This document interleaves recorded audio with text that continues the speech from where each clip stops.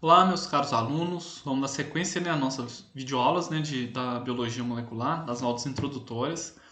E nessa videoaula especificamente, a gente vai falar de uma propriedade química muito interessante nos ácidos nucleicos, que é a sua propriedade de desnaturação e renaturação, ok?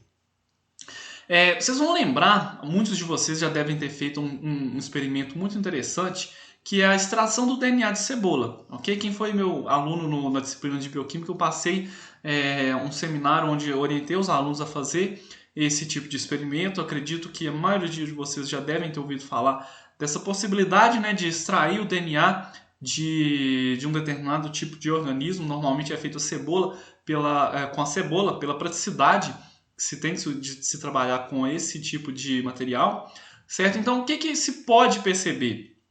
Que soluções de DNA nativo, isolados, né, cuidadosamente, geralmente eles são muito viscosos a baixas temperaturas e pHs mais neutros, ok?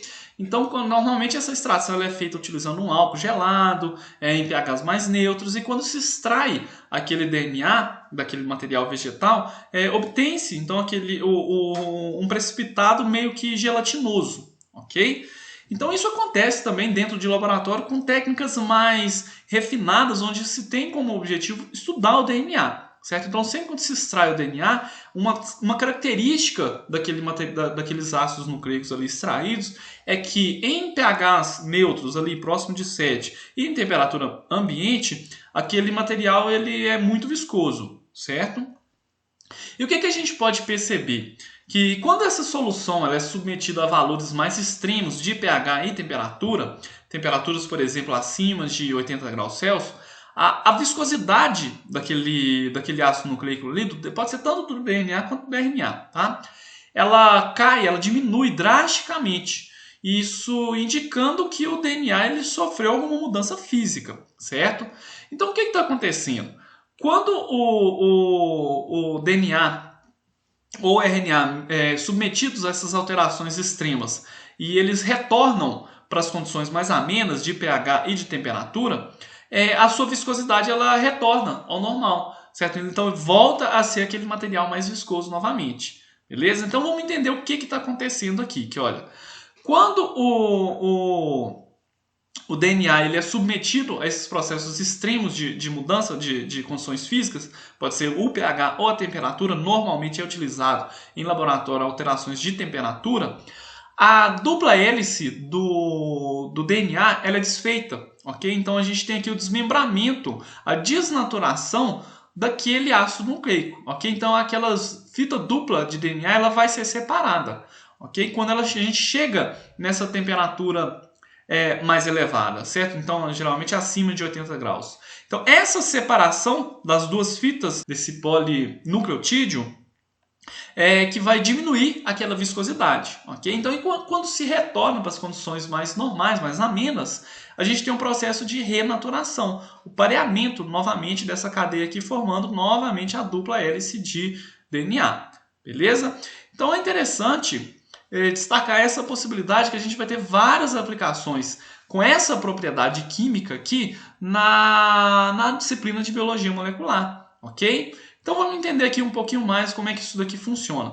Vamos observar esse gráfico aqui, que olha, esse primeiro gráficozinho aqui, que olha, cada espécie de DNA ela vai apresentar uma temperatura específica que é chamada aí de desnaturação característica, ok? Tá vendo esse TM aqui, que olha, então esse TM aqui seria como se fosse, formalmente ele é descrito como a temperatura na qual metade do DNA ele está presente na forma desnaturada, ou seja, em cadeias únicas, ok? E o que a gente pode perceber aqui? Eu tenho dois tipos de DNA que foram analisados. Um teve uma temperatura maior para desnaturação quando eu comparo com o outro, ok? É como se eu tivesse aqui um ponto de fusão mais elevado, certo? Então olha aqui, o que vocês acham que que influencia essa diferença nessa temperatura de desnaturação? A composição do DNA, certo? Do DNA ou do RNA, aqui de dupla hélice, tá? Que a gente pode analisar. E vocês lembram lá na aula passada que a gente discutiu que guanina e citosina tinham 3 pontos de hidrogênio e adenina e timina tinham 2? Então aqui essa desnaturação ela vai ser diretamente influenciada pela composição de bases nitrogenadas, ok? Quanto maior a quantidade de guanina e citosina, mais difícil vai ser separar. Então maior vai ser esse TM aqui, ok? Maior vai ser a temperatura necessária para promover a sua desnaturação. Beleza? Então isso a gente pode até montar, né, fazer um gráfico para a gente determinar a quantidade que a gente tem do par, né, guanina e citosina com base nessa temperatura. Vocês estão vendo esse segundo gráfico aqui? Que olha, então com base na temperatura média de desnaturação aqui desse ácido nucleico, eu posso determinar o percentual que eu tenho de guanina e citosina. Vocês podem perceber nesse gráfico aqui que, olha, que quanto maior a temperatura para sofrer desnaturação, maior vai ser o percentual de pares de base guanina e citosina. Beleza? A gente vai ter mudanças nessas temperaturas quando a gente tem diferentes tipos de duplex, ok? A gente percebe que as cadeias de RNA dupla, né? A dupla cadeia de RNA, ela vai necessitar, se a gente for considerar aí as mesmas bases nitrogenadas, elas vão necessitar de uma quantidade maior de temperatura para promover a sua desnaturação. Okay? E já se fosse um híbrido, né, uma fita de DNA hibridizada com uma de RNA, elas também podem, isso pode acontecer, tá? E elas teriam uma temperatura média aí entre a desnaturação do DNA de fita dupla e o RNA de fita dupla, ok? Ficou claro essa questão aqui? Então eu quero basicamente que vocês entendam o seguinte, que o DNA ou RNA, qualquer um, desde que seja de fita dupla, eles podem ser desnaturados. Tá? O que eu preciso fazer para desnaturar uma molécula de DNA? Aumentar a temperatura. Com esse aumento de temperatura, eu vou separar essas fitas aqui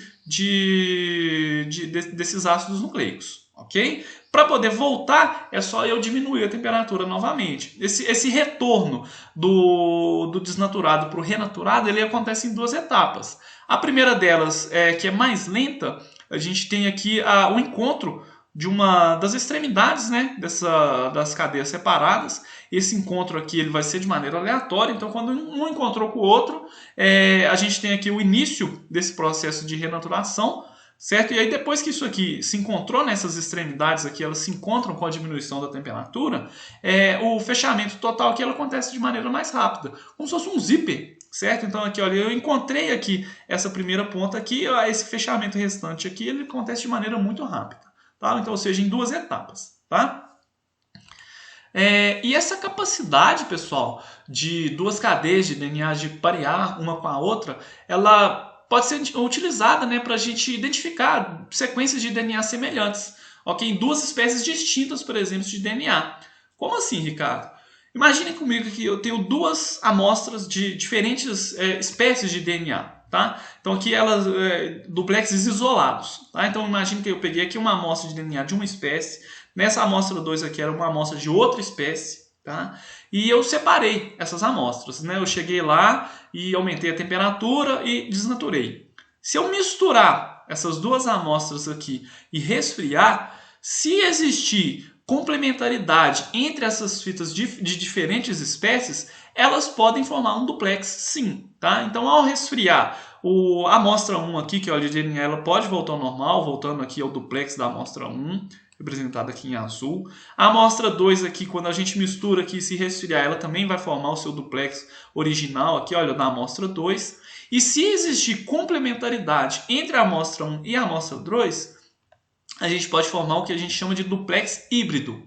Okay? Então, quando eu falo híbrido aqui, eu estou juntando o duplex de uma espécie com o duplex de uma outra espécie. Tá? Essa outra espécie, essas origens de DNA, podem ser, por exemplo, um DNA de um determinado tipo celular e um outro DNA que eu sintetizei. Certo? Eu consigo sintetizar DNA no laboratório. E essa hibridização me permite utilizar várias técnicas e princípios básicos na biologia molecular com aplicações práticas. Ok? Então suponhamos lá o Covid-19, eu quero identificar um determinado fragmento de RNA daquele vírus. Se eu tiver um RNA complementar àquele material genético, eu consigo fazer a sua identificação. Eu posso, por exemplo, marcar quimicamente, colocar ali um marcador ou algo que emita, por exemplo, fluorescência num determinado fita de DNA, que eu vou chamar ali de sonda, eu posso identificar outra fita, certo? Desde que ela seja complementar. Tá, okay? Então a gente vai falar muito dessa propriedade aí, dessas sequências dessas possibilidades, né, de hibridização de DNA ou de RNA. A gente tem várias aplicações desse tipo de possibilidades, tá, ok? Então a gente pode aí tornar possível, por exemplo, até mesmo a identificação de um indivíduo com base num fio de cabelo. Então os testes de paternidade também partem desse princípio aqui, tá, ok? Então sim, a identificação de doenças, né, o diagnóstico de doenças, pode não só da Covid-19, mas de várias outras. Eu quero identificar, por exemplo, qualquer vírus ali num paciente. Se eu tenho ali uma fita, né, uma sonda de DNA ou RNA que seja complementar, eu consigo fazer essa hibridização, ok? Mas aqui, a princípio, eu quero simplesmente passar para vocês essa característica química, tá? A gente vai ter aulas mais específicas para falar de cada uma dessas técnicas e dessas possibilidades de utilizar essa propriedade química do DNA, que é de formar híbrido, ok? No mais, eu quero ficar por aqui, nesse momento da nossa sequência de videoaulas. Nas próximas, a gente vai fechar, se eu não me engano, com mais 3 videoaulas. A gente chegou mais ou menos aqui na metade do caminho com o nosso assunto introdutório sobre biologia molecular. E a gente vai falar um pouquinho mais sobre os cromossomos e as estruturas, né, que formam o núcleo de um organismo celular. Ok? No mais, deixo aquele abraço para todos vocês e aguardo todos na nossa próxima videoaula.